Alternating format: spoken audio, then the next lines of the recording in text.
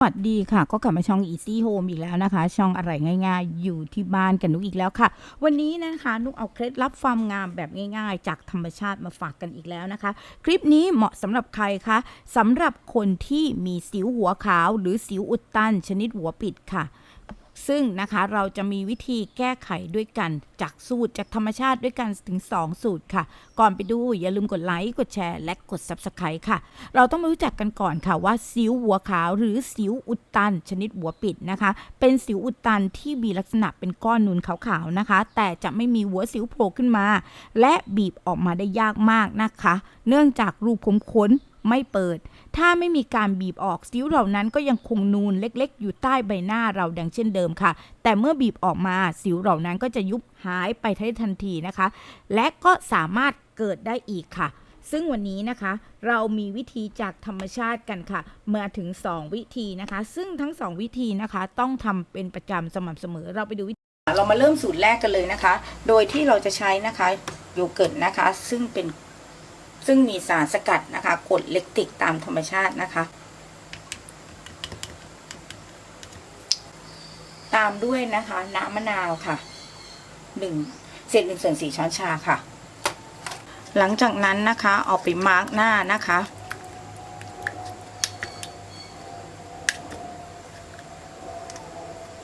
นี่นะคะมันจะได้เนื้อเข้มข้นอย่างนี้นะคะเดี๋ยวเราไปมาร์กหน้ากันค่ะ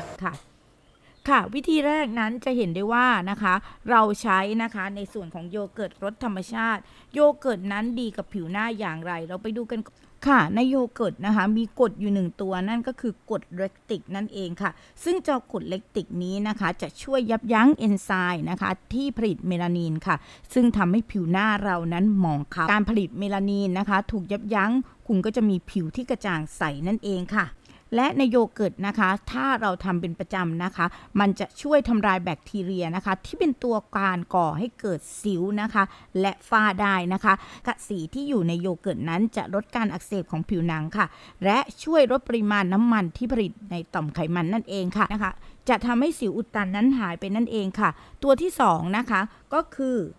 มะนาวนั่นเองค่ะมะนาวนะคะถือว่าเป็นกรด AHA ตามธรรมชาตินะคะซึ่งจะช่วยสิวอุดตันนั้นค่อยๆแห้งลงนั่นเองค่ะมาโยเกิร์ตรสธรรมชาติอีกนะคะเป็นนะคะขมิ้นชัน1 แคปซูลค่ะ